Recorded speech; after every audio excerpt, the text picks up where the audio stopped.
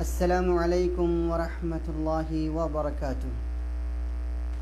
الحمد للہ رب العالمین والعاقبۃ للمتقین والصلاة والسلام علی اشرف الانبیاء والمرسلین نبینا محمد وعلی آلہ وصحبہ اجمعین، اما بعد۔ قال النبی صلی اللہ علیہ وسلم افشوا السلام بینکم، رواہ مسلم۔ رب اشرح لی صدری ویسر لی امری واحلل عقدۃ من لسانی یفقہوا قولی رب زدنی علما۔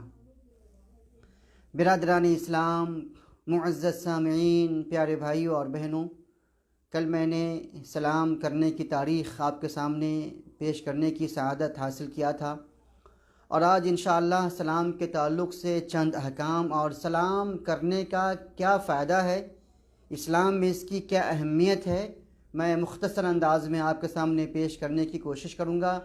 اللہ تبارک و تعالیٰ سے دعا ہے، الہ العالمین تو مجھے اور آپ سب کو، میرے تمام سامعین کو، تمام سامعات کو سلام کو عام کرنے کی توفیق عطا فرما، آمین۔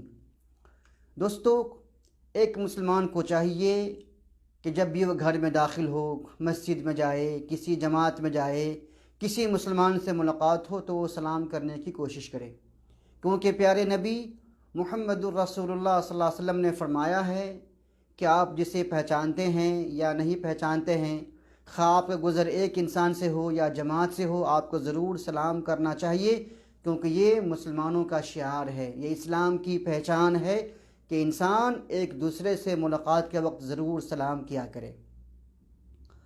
سلام کرنا سنت ہے۔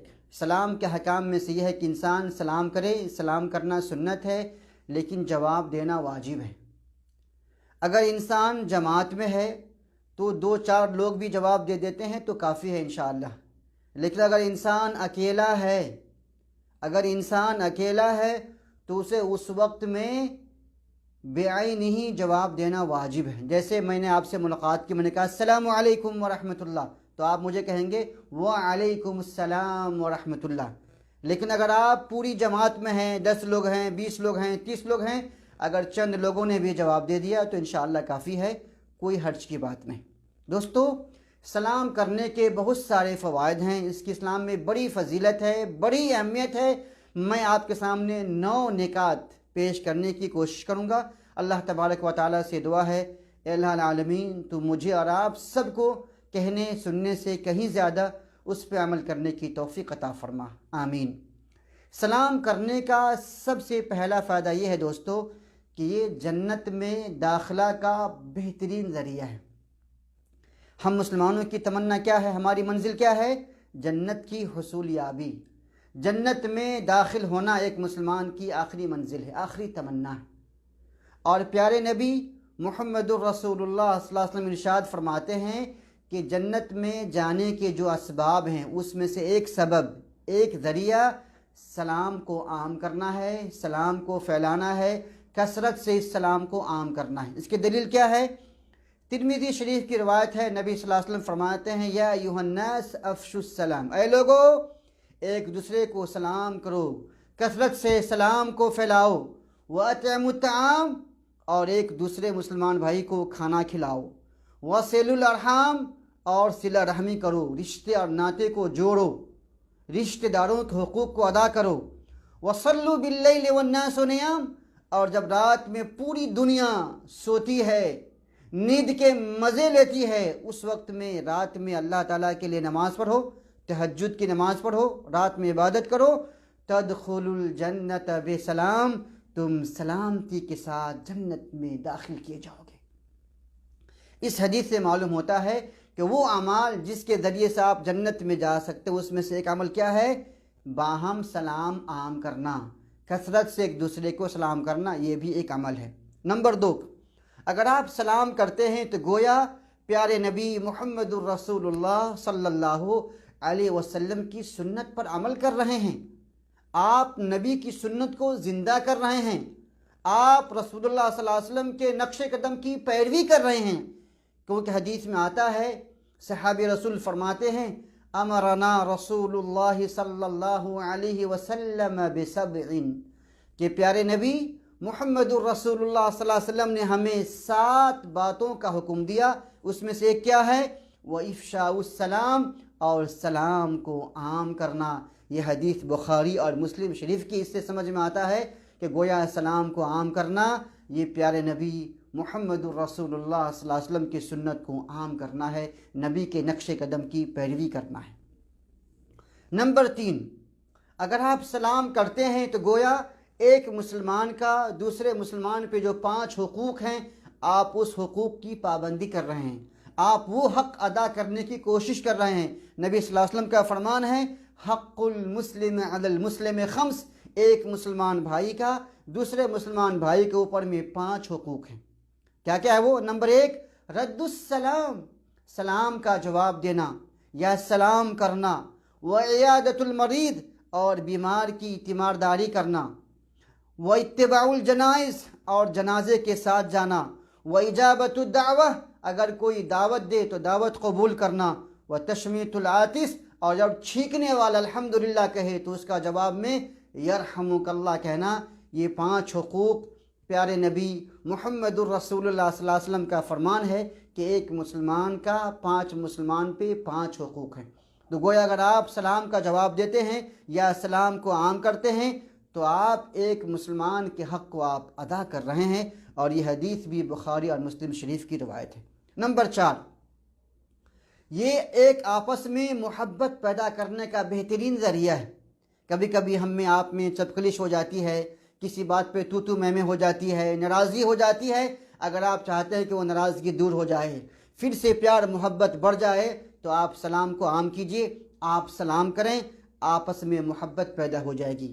نبی صلی اللہ علیہ وسلم فرماتے ہیں کہ تم لوگ جنت میں اس وقت تک داخل نہیں ہو سکتے جب تک کہ تم آپس میں ایمان نہ لے آؤ، اور تم اس وقت تک مومن نہیں ہو سکتے جب تک کہ ایک دوسرے سے محبت نہ کرو۔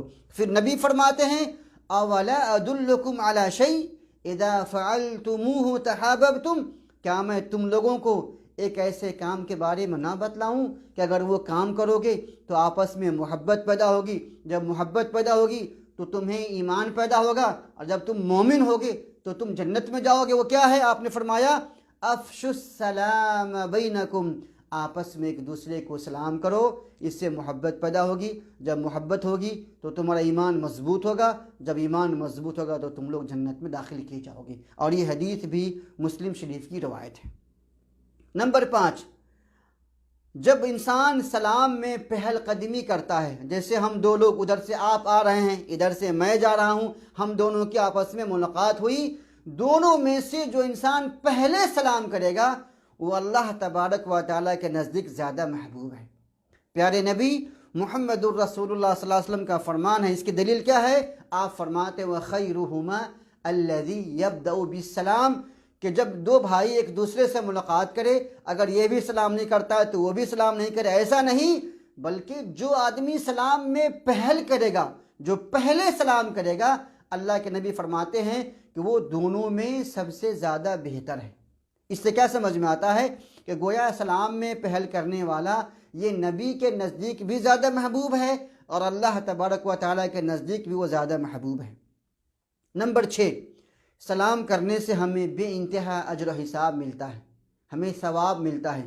آج ہر انسان ثواب کا محتاج ہے، ہم انسان ہیں، ہم سے غلطیاں ہوتی ہیں، ہم سے خطائیں ہوتی ہیں، اور سلام کو عام کرنا ایک ایسا عمل ہے کہ فری میں، مفت میں آپ نیکیاں کما سکتے ہیں۔ اور وہ حدیث بہت ہی مشہور ہے کہ ایک صحابی آئے اور آپ سے کہا السلام علیکم، اور بیٹھ گئے تو آپ نے کہا کہ 10 نیکیاں، دوسرے نے کہا السلام علیکم ورحمۃ اللہ، آپ نے کہا 20 نیکیاں، اور تیسرے نے کیا کہا السلام علیکم ورحمۃ اللہ وبرکاتہ، تو آپ نے کہا 30 نیکیاں۔ اس سے سمجھ میں آتا ہے کہ ہمیں مکمل طور سے سلام کرنا چاہیے اور زیادہ سے زیادہ نیکیاں ہمیں حاصل کرنا چاہیے۔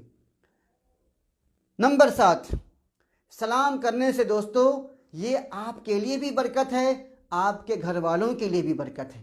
اس کی دلیل کیا ہے؟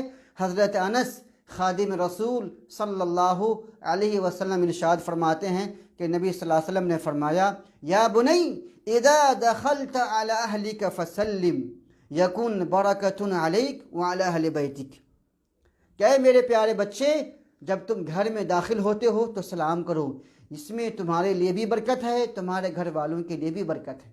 آج افسوس کی بات یہ ہے کہ جب ہم لوگ اپنے گھروں میں داخل ہوتے ہیں تو سلام نہیں کرتے ہیں، بچہ بھی سلام نہیں کرتا، ماں باپ بھی سلام نہیں کرتے، بھیا بھابھی بھی سلام نہیں کرتے۔ لیکن نہیں دوستو، اپنے گھر میں بھی جاؤ تو سلام کرو۔ گھر میں کوئی بھی نہ ہو، دروازہ کھولو، بسم اللہ، السلام علیکم ورحمۃ اللہ، سلام کرو۔ کم سے کم سلامتی آپ کے لیے ہے، یا گھر میں جو جنات ہیں، فرشتے ہیں، اس کے لیے سلام آپ کر رہے ہیں، آپ اس کے شر سے محفوظ ہو جائیں گے۔ لہذا دوستو، ہمیں اپنے گھر میں داخل ہوتے ہوئے بھی سلام کرنا ہے، اور اپنے بچوں کو تعلیم دیں، اپنے بچوں کو تربیت دیں۔ اگر بچے نہیں سمجھتے ہیں تو جیسے آپ مسجد گئے نماز پڑھنے کے لیے، آپ لوٹے آئے، السلام علیکم ورحمۃ اللہ، گھر میں بچے بھی ہیں، بچیاں بھی ہیں، بیٹیاں بھی ہیں، بہنیں بھی ہیں، وہ کیا سوچیں گے، دیکھو ابو نے، بھیا نے، انکل نے سلام کیا، تو جب آپ دوبارہ پہنچو گے تو وہ آپ کو سلام کرے گا انشاءاللہ۔